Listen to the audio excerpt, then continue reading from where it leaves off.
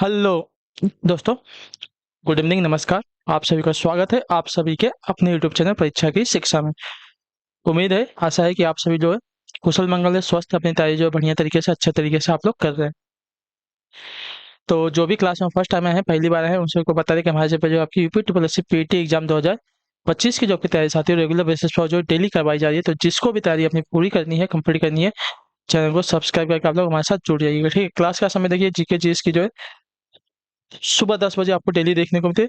Graph और maths की जो क्लास है आपको दोपहर को 2 बजे, हिंदी की जो क्लास है शाम को 7 बजे आप सभी को देखने को मिलती है।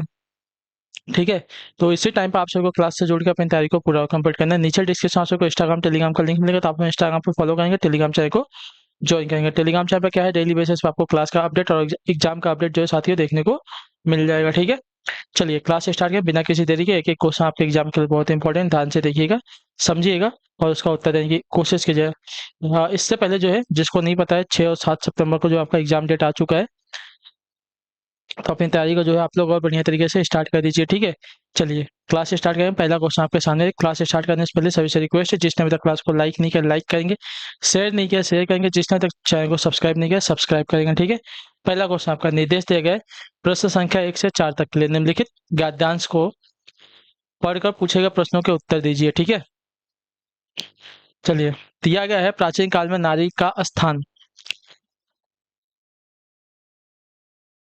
चलिए, प्राचीन काल में नारी का स्थान अग्र गौड़ था। ऐसा कहा जाता था कि जहाँ नारी की पूजा होती है वहाँ देवताओं का निवास होता है।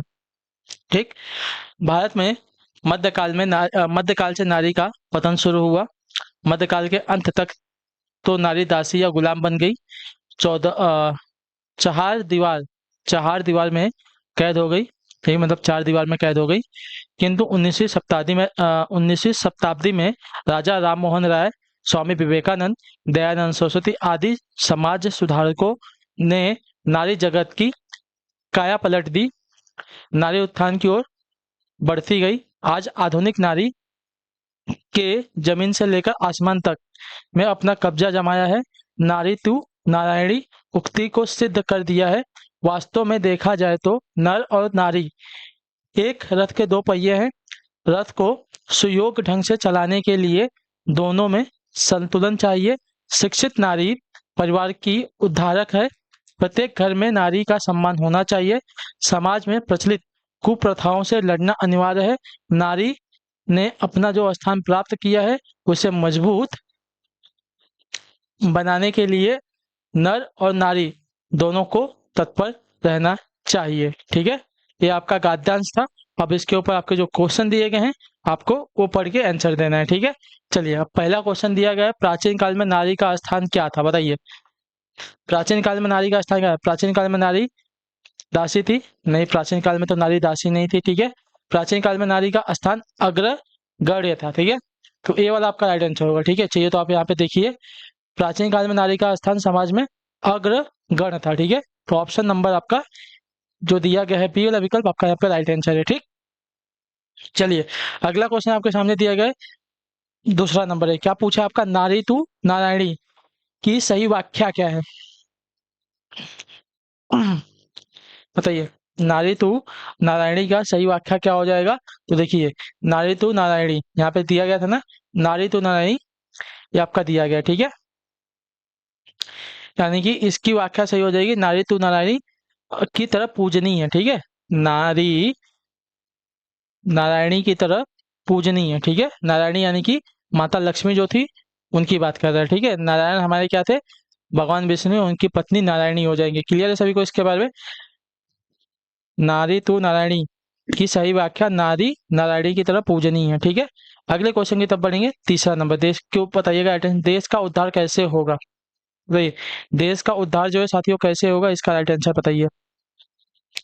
तो देखिए, देश का उद्धार कैसे होगा ना, तो देश का उद्धार साथियों नारी की पूजा करने से। ठीक है, तो ऑप्शन नंबर आपका जो डी दिया गया आपका राइट आंसर है। ठीक है, आपको पढ़ाया गया ना यहाँ पे,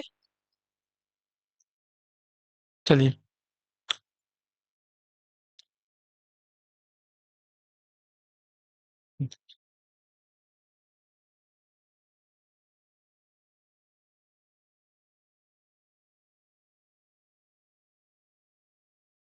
चलिए, नारी तू ये वाला हो गया।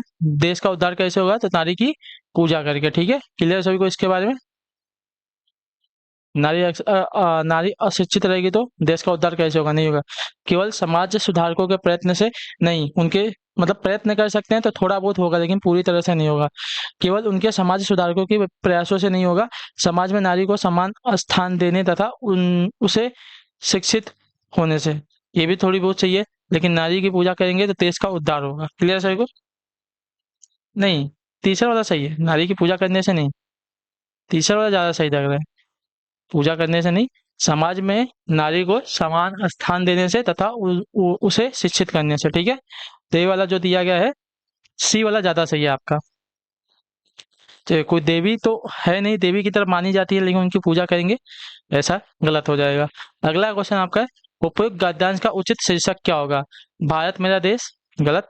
नारी तू नारायणी, ये सही हो सकता है, ठीक है। ये आपका वो जो है शीर्षक हो सकता है, नारी तू नारायणी। भारत और गरीबी, ये गलत है। मेरे सपनों का भारत, ठीक है, ये आपका गलत है। चलिए, अगले क्वेश्चन की तरफ पढ़ेंगे, 5वां नंबर। अल्प विराम का चिन्ह पहचानिए, ठीक है। अल्प विराम का चिन्ह कौन सा हो जाएगा? तो देखिए, अल्प विराम का चिन्ह, जहां थोड़ी देर के लिए रुकना हो वहां आपका अल्प विराम का चिन्ह लगता है, ठीक है। ये बात याद रखिएगा। क्लियर सबको? जहां थोड़ी देर के लिए रुका जाता है पढ़ते समय, वहां आपका अल्प विराम का चिन्ह लगता है। ऑप्शन नंबर ये वाला आपका राइट है, ठीक है। चलिए, ये कॉमा है, अर्ध विराम का चिन्ह है, ये पूर्ण विराम का चिन्ह है, ये विस्मयादि बोधक का चिन्ह है, ठीक है।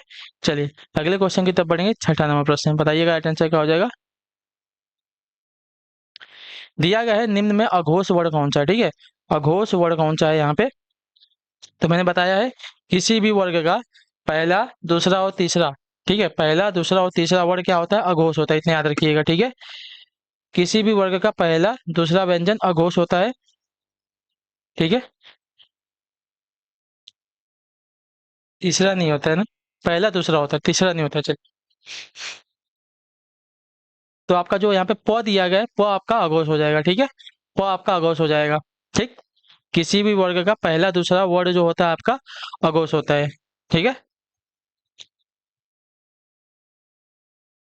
चलिए, अगले क्वेश्चन की तरफ बढ़ेंगे। आपका है 7वां नंबर, निम्न में महाप्राण व्यंजन कौन सा है, ठीक है। निम्न में से महाप्राण व्यंजन कौन सा है? तो प्रत्येक वर्ग का दूसरा और चौथा व्यंजन जो होता है आपका महाप्राण होता है, ठीक है। प्रत्येक वर्ग का दूसरा और चौथा वर्ड होता है महाप्राण, ठीक है। तो यहाँ पे अगर देखा जाएगा तो आपका पहला है, द की बात करें तो आपका तीसरा हो जाएगा, भ आपकी बात करें तो आपका चौथा है, भ आपका क्या है? महाप्राण है, ठीक है। म तो आपका 5वां है। भलाई में प्रत्यय, तो प्रत्यय क्या होते हैं? प्रत्यय जो है शब्दांश के अंत में लगकर जो है शब्द का अर्थ बदलने का काम करता है, ठीक है। तो भलाई में आपका भला विशेषण है, ठीक है, भला विशेषण है और इसमें आई प्रत्यय जोड़ा गया है, ठीक है। तो आपका भाववाचक संज्ञा बन गई है भलाई, ठीक है। तो आपका ऑप्शन नंबर बी राइट होगा, ठीक है। अगला प्रश्न है, क्वेश्चन नंबर 9 है, निम्न में कौन सी बोली उत्तर प्रदेश की नहीं है? मेवाती, कन्नौजी, भोजपुरी, ब्रज। तो अगर देखा जाएगा यहाँ पे मेवाती, मेवाती की बात करेंगे साथियों, तो मेवाती बोली जो उत्तर प्रदेश की बोली नहीं है, यह उत्तरी राजस्थान में बोली जाती है। कहाँ पे बोली जाती है? यह जो है राजस्थान की बोली है, उत्तरी, ठीक है। कन्नौजी और ब्रज पश्चिमी हिंदी तथा भोजपुरी आपकी बिहार की बोली है, ठीक है। यानी कि उत्तर प्रदेश की सब बोलियां हैं, ठीक है। भोजपुरी आपकी सिर्फ बिहार में ही नहीं, अपने उत्तर प्रदेश में ही बोली जाती है। अगले क्वेश्चन की तरफ बढ़ेंगे। आपका है क्वेश्चन नंबर 10, जो मूल स्थान है उसका वो बताया गया है। सुमरन को खोजत फिरत कवि व्यभिचारी चोर, इसमें अलंकार बताइए। सुमरन को खोजत फिरत कवि व्यभिचारी चोर, इसमें अलंकार क्या हो जाएगा? तो इसमें अलंकार की अगर बात की जाएगी साथियों, तो देखिए, इसमें आपका हो जाएगा साथियों श्लेष अलंकार, ठीक है। क्लियर सभी को? पंक्ति में सुबरन शब्द के 3 अर्थ होने के कारण यहाँ पे आपका श्लेष अलंकार हो जाएगा, ठीक है। देखिए, सुबरन यानी कि कवि के अर्थ में आपका सुवर्ण यानी कि अच्छे शब्द हो जाएगा, सुवर्ण पहला हो जाएगा किसका? सुबरन का। इसका अर्थ हो जाएगा सुवर्ण यानी कि अच्छे शब्द, ठीक है। दूसरे की बात करें तो दूसरे का हो जाएगा व्यभिचारी के अर्थ में, ठीक है। व्यभिचारी के अर्थ में हो जाएगा साथियों, कवि के अर्थ में तो हमने हो गया अच्छे शब्द, ठीक है, ये कवि के अर्थ में हो गया। और व्यभिचारी के अर्थ में हो जाएगा साथियों सुवर्ण, यानी कि गोरे रंग वाली स्त्री, ठीक है, इसके अर्थ में हो जाएगा गोरे रंग वाली स्त्री से, किसके अर्थ में, व्यभिचारी के अर्थ में, ठीक है। और चोर के अर्थ में देखेंगे अगर, ये आपका पहला था, ये दूसरा था, ये तीसरा है, ठीक है। चोर के अर्थ में अगर देखेंगे तो स्वर्ण यानी कि सोना से हो जाएगा, ठीक है, स्वर्ण या सोना, ये किसके अर्थ में हो जाएगा, ये चोर के अर्थ में हो जाएगा, ठीक है, ये बात याद रखिएगा, ठीक। यानी कि एक शब्द के यहाँ से यहाँ पे बहुत तीन अर्थ निकले हैं, इसकी वजह से आपका क्या हो जाएगा, श्लेष अलंकार हो जाएगा। अगला क्वेश्चन आपका क्या है, कौन सा अयादी संधि का उदाहरण बताइए, अयादी संधि का उदाहरण कौन सा हो जाएगा, तो अयादी संधि के उदाहरण की अगर बात करेंगे तो देखिए पावक हो जाएगा, ठीक है। देखिए पावक का अगर संधि विच्छेद करते हैं, पौधन अक हो गया है, ठीक है, यहाँ पे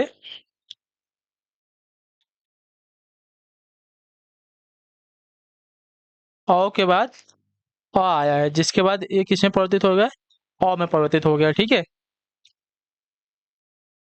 तो ये आपका अयादी संधि होती है, ठीक है, क्लियर सभी को।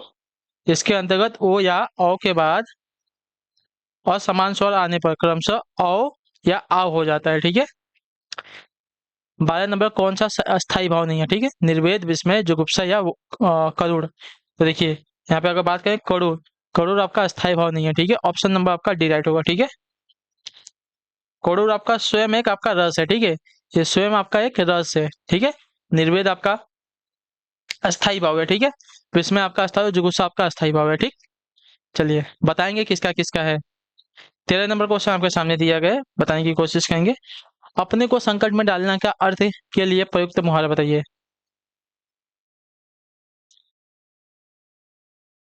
बताइए अपने को संकट में डालना, इसके लिए एक सही मुहावरा क्या हो जाएगा, तो अपने को संकट में डालना यानी कि बिल्ली के गले में घंटी बांधना, ठीक है, ऑप्शन नंबर आपका ए वाला राइट हो जाएगा, ठीक है, क्लियर सभी को इसके बारे में। चलिए मुहावरे का अर्थ हो जाएगा।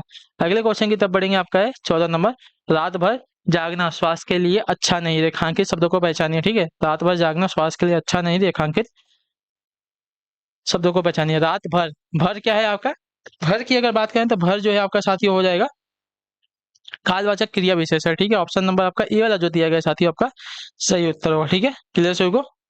अगला प्रश्न 15 नंबर, उत्त से निर्मित शब्द, उत्त, तो उत्त से निर्मित शब्द का यहाँ पे उच्चारण हो जाएगा, ठीक है, उच्चारण, उत्त धन चारण, ठीक है, उत्त धन चारण से आपका उच्चारण बना है, ठीक है, ये बात याद रखिएगा। और ये आपका व्यंजन संधि का उदाहरण है, ये बात भी पूछी है, पूछ सकता है आपसे, ये बात याद रखिएगा, ठीक है, ये आपका व्यंजन संधि का उदाहरण हो जाएगा। क्लियर है, कोई डाउट।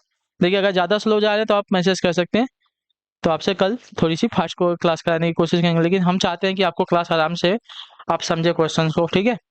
चलिए स्वर्ग का संधि विच्छेद क्या होगा साथियों, हमें क्या, हम आप जैसा बोलेंगे हम वैसा करने की कर देंगे, लेकिन उसमें आपका प्रॉफिट होना चाहिए, हम कैसे भी पढ़ाए आपका प्रॉफिट उसमें होना ही चाहिए 101%, तभी क्लास लेने का हमें क्या होगा, फायदा होगा। यहाँ हम पढ़ाते जाए आपको कुछ ना समझे तो उसमें फायदा नहीं है, ना आपका ना हमारा, ठीक है। इसलिए हम आपको एक साथ, देखिए जैसे बहुत लोग की क्लास में देख रहा हूँ एक साथ बहुत सारी चीज पढ़ा रहे हो लोग, जीके, अपना मैथ्स, अपना हिंदी, सब एक साथ वो लोग पढ़ा रहे हैं, तो ऐसा नहीं करेंगे। इसलिए मैं आपको एक एक क्लास टाइम टू टाइम देता हूँ, जिससे आपको थोड़ा रेस्ट मिले, आपको थोड़ा आराम करने का मौका मिले, आपके माइंड को थोड़ा आराम मिले, उसके बाद आप जो है अगली क्लास अच्छे से अटेंड कर सकें, ठीक है। स्वर्ग का संधि विच्छेद क्या होगा, तो देखिए स्वर्ग का स्व धन ग आपका विसर्ग संधि का उदाहरण है, ये बात याद रखिएगा, ठीक है, ये आपका विसर्ग संधि का उदाहरण है, ठीक है। चलिए अब अगला प्रश्न देखा जाएगा साथियों। क्या दिया गया है, 17 नंबर प्रश्न आपका पूछा है, निम्नलिखित में से एक शब्द स्थूल का विलोम है, स्थूल का विलोम शब्द क्या हो जाएगा, चलिए बताइए। स्थूल का विलोम शब्द क्या होगा, तो स्थूल का आपका सूक्ष्म हो जाएगा, ठीक है, तो स्थूल का विलोम शब्द आपका सूक्ष्म हो जाएगा, क्लियर सभी को, ठीक। चलिए 18, जहां उपमेय में उपमान की संभावना की जाए वहां अलंकार होता है, कौन सा बताइए। जहां उपमेय में उपमान की संभावना की जाए वहां पे अलंकार कौन सा होता है, वहां पे आपका उत्प्रेक्षा अलंकार होता है। ऑप्शन नंबर आपका बी राइट होगा। ठीक है, क्लियर से को जहां उपमेय में उपमान की संभावना की जाए वहां आपका उत्प्रेक्षा अलंकार हो जाएगा। अगला प्रश्न है आपका क्वेश्चन नंबर 19। चौपाई छंद के प्रत्येक क्षण में कितनी मात्रा होती है? सभी को पता होना चाहिए, बहुत इंपॉर्टेंट क्वेश्चन है वाला, बहुत जगह पूछा जाता है। तो चौपाई के प्रत्येक छंद में आपकी 16 मात्राएं होती है। ठीक है, क्लियर सही को। चौपाई में चरण कितने होते हैं? तो चौपाई में 4 चरण होते हैं। ठीक है, और प्रत्येक चरण में आपकी 16 मात्राएं होती है। ठीक, चलिए क्वेश्चन नंबर 20। हमें यथाशक्ति दान करना चाहिए, रेखांकित शब्द में समास को पहचाने। ठीक है, हमें यथाशक्ति दान करना चाहिए, शब्द में समास को पहचानिए।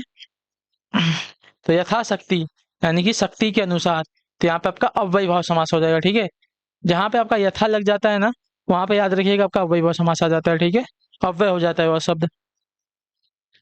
चलिए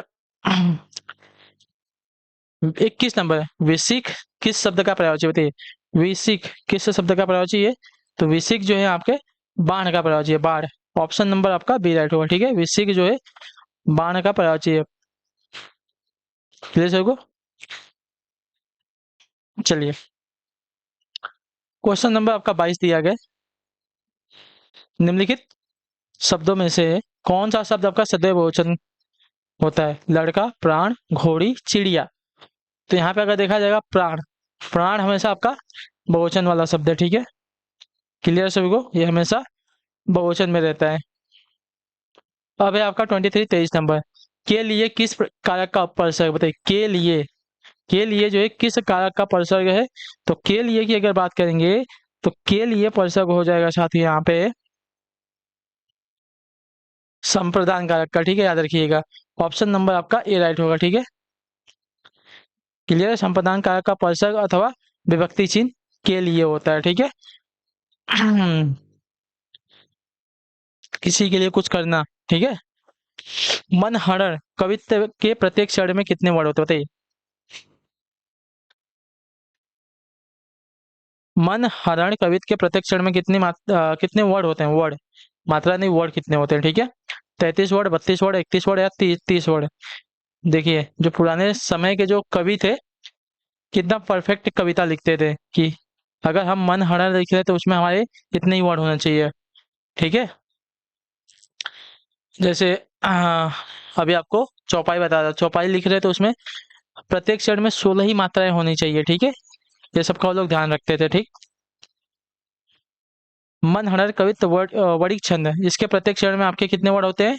तो 31 वर्ड होते हैं। ठीक है, इससे ज्यादा नहीं होते हैं। 25 में रीतिवाचक क्रिया विशेषण छाटिए। ठीक है, रीतिवाचक क्रिया विशेषण छाटना है।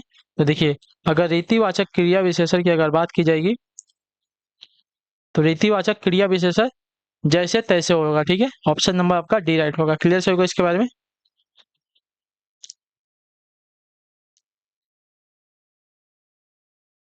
यहाँ वहाँ ये आपका स्थानवाचक क्रिया विशेषण हो जाएगा। ठीक है, बहुत जो है आपका ये हो जाएगा परिमाणवाचक क्रिया विशेषण। कल आपका हो जाएगा साथियों कालवाचक क्रिया विशेषण। ठीक है, लेकिन जैसे तैसे आपका रीतिवाचक क्रिया विशेषण के अंतर आ रहा है। यहाँ वहाँ स्थानवाचक, बहुत आपका परिमाणवाचक, कल आपका हो जाएगा कालवाचक क्रिया विशेषण, लेकिन जैसे तैसे आपका रीतिवाचक क्रिया विशेषण है। 26 नंबर, अरे वाह, रिक्त स्थान आपका आगमन तो आकस्मिक है। वाक्य में रिक्त स्थान पर किस विराम चिन्ह का प्रयोग किया जाएगा? बताइए, विस्मयादि बोधक का, प्रश्न चिन्ह का, अर्ध विराम का, दोहरा अवतरण का। अरे वाह, अरे वाह, यहाँ पे आपका आएगा विस्मयादि बोधक चिन्ह। ठीक है, तो ऑप्शन नंबर आपका ए राइट हो जाएगा। क्लियर है सभी को? चलिए अगला प्रश्न आपका 27 नंबर है, अपने सहारे पर रहने वाले के लिए एक शब्द लिखिए। ठीक है, अपने सहारे पर रहने वाले के लिए एक शब्द क्या हो जाएगा?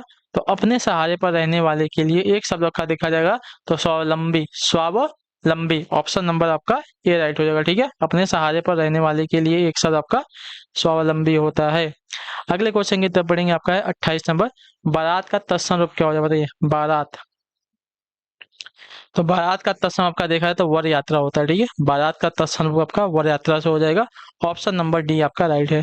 अगला प्रश्न आपका है 29 नंबर, हल्दी घाटी के रचनाकार कौन है? हल्दी घाटी, तो हल्दी घाटी के रचनाकार आपका श्याम नारायण पांडे हैं। ठीक है, हल्दी घाटी के रचनाकार आपके श्याम नारायण पांडे है। तो ऑप्शन नंबर आपका ए जो दिया गया साथियों आपका राइट आंसर होगा। क्लियर, हल्दी घाटी के रचनाकार आपके श्याम नारायण पांडे। क्लियर, यह महाराणा प्रताप और अकबर के बीच हुए ऐतिहासिक युद्ध पर लिखा गया प्रसिद्ध महाकाव्य है। ठीक है, अगला प्रश्न 30 नंबर है। दिए गए विकल्पों में से सही शब्दों का चयन कर रिक्त स्थानों को भरें।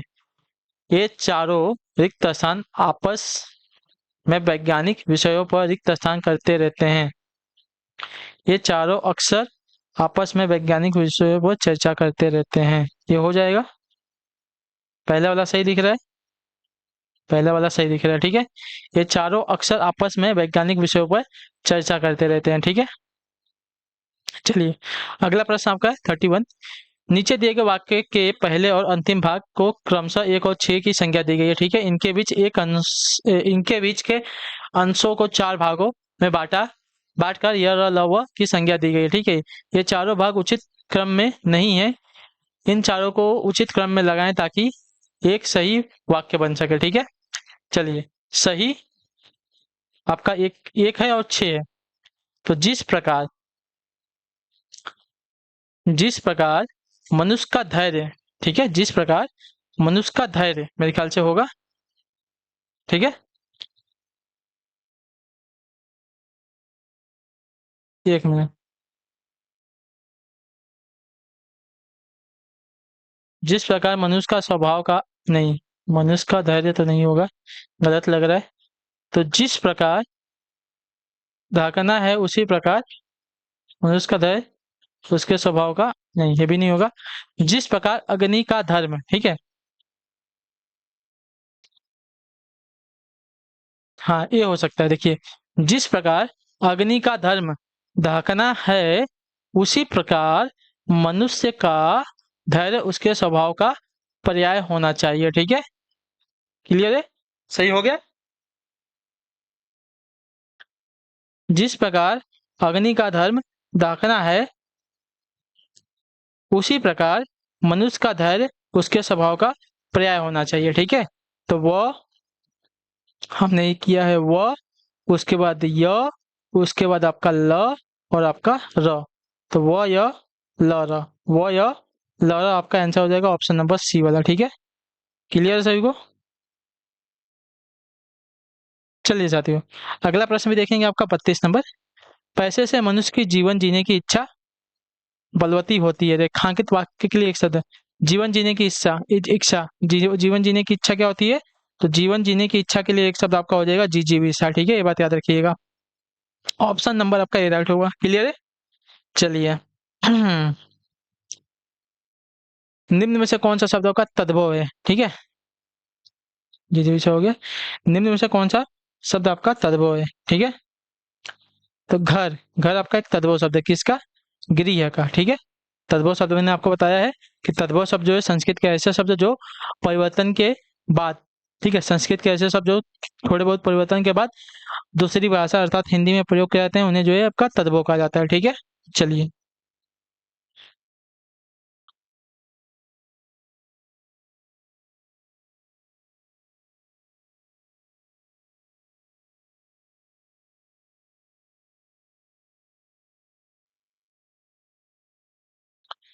दूध का धुला होना मुहावरे का अर्थ क्या है? दूध का धुला होना मुहावरे का अर्थ क्या हो जाएगा?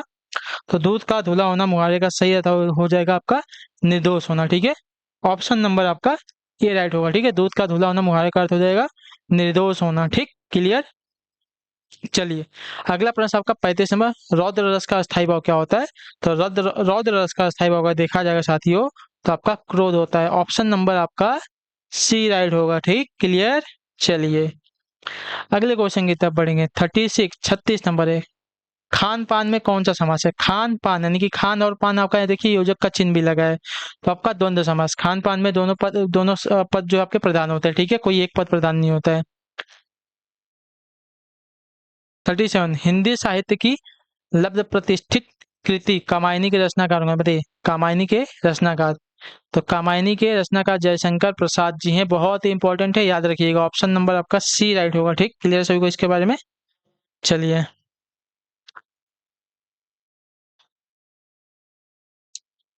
38 38 नंबर, निम्नलिखित में से मीन का समानार्थी, मीन मीन मीन मीन यानी कि मछली होता है, ठीक है, याद रखिएगा।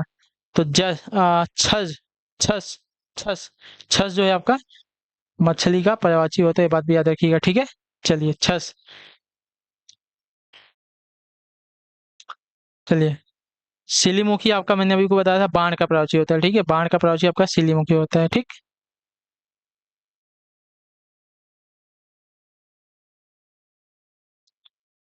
अगला है आपका साथियों 39 नंबर, निम्न में से मिश्र वाक्य कौन सा है, मिश्र वाक्य कौन सा है। तो देखिए मिश्र वाक्य ना, मेरा विचार है कि, मेरा विचार है कि हिंदी का एक साप्ताहिक पत्र निकालो, ठीक है, तो ये आपका मिश्र वाक्य हो जाएगा, ठीक है। यहाँ पे आपका प्रधान उपवाक्य होता है और प्रधान उपवाक्य के ऊपर आपका एक आश्रित उपवाक्य होता है, ठीक है। तो मेरा विचार है कि ये आपका प्रधान उपवाक्य है कि हिंदी का एक हिंदी का एक साप्ताहिक पत्र निकालो, ठीक है। अगला क्वेश्चन 40 नंबर, श्रुति सम शब्द युग्म की भिन्न अर्थ वाली सही जोड़ी को पहचानिए, ठीक है। कूल कूल पहला वाला लग रहा है, ठीक है। श्रुति सम यानी कि सुनने में सेम लगने चाहिए, अलग नहीं रहने चाहिए, लेकिन उनका अर्थ क्या है, भिन्न होना चाहिए, ठीक है। तो जो कुल का अर्थ दिया गया है, इस कुल का अर्थ होता है साथियों वंश से, ठीक है। इस कुल का अर्थ होता है वंश से, और इस कुल का अर्थ होता है आपका किनारा, जैसे नदी का किनारा, खेत का किनारा, ये सभी होता है, ठीक है। चलिए अगला प्रश्न आपका है 41, एक है निम्न में वर्तनी की दृष्टि से शुद्ध शब्द क्या है, बताइए। वर्तनी की दृष्टि से शुद्ध शब्द क्या हो जाएगा। तो वर्तनी की दृष्टि से अगर शुद्ध शब्द का यहाँ पे देखा जाएगा, अ, एक मिनट, अध्ययन, अधिकार की वर्तनी अशुद्ध है, बड़ी छोटी की मात्रा लगेगी, ठीक है।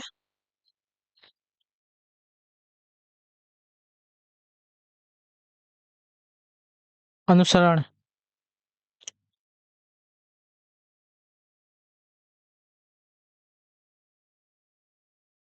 अनुसरण, आगामी, आगामी होता है, ठीक है। चलिए अब आते हैं 42 में, वीर रस का स्थायी भाव क्या होता है। तो वीर रस का स्थायी भाव आपका उत्साह होता है, याद रखिएगा, ठीक है। तो ऑप्शन नंबर आपका ए राइट होगा, ठीक। चलिए 43 43 नंबर, देव प्रसन्न होकर मनुष्यों को वर देते हैं, वाक्य में प्रस्तुत प्रयुक्त देव शब्द को बहुवचन। तो देवगढ़ होगा, देवजन होगा, देवलोक होगा, देवविंद्र होगा।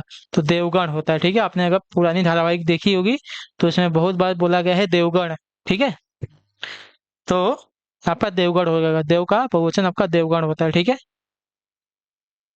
चलिए अगला आपका साथी है 44 नंबर, दृश्य बहुत ही मनोरम था, दृश्य बहुत ही मनोरम था, वाक्य में रेखांकित शब्द का विशेषण भेद, मनोरम, ठीक है, मनोरम, मनोरम दिया गया है। तो मनोरम शब्द में आपका गुणवाचक विशेषण है, ठीक है। ऑप्शन नंबर आपका ए राइट होगा, ठीक है। मनोरम, मनोरम में आपका गुणवाचक विशेषण है, तो ऑप्शन नंबर आपका ए जो दिया गया साथी आपका सही है। अगला आपका 45वां प्रश्न, निम्न में अशुद्ध वाक्य कौन सा है। अशुद्ध वाक्य पहचानना है हमें, तो अशुद्ध वाक्य की अगर बात करेंगे तो यहाँ पे अशुद्ध वाक्य जो है, तुम्हारे से कोई काम नहीं हो सकता, ठीक है। तुम्हारे से नहीं, तुमसे कोई काम नहीं हो सकता, ठीक है। यहाँ पे सर्वनाम संबंधी अशुद्धि है, तुमसे कोई काम नहीं हो सकता, कैसा होगा, ठीक है।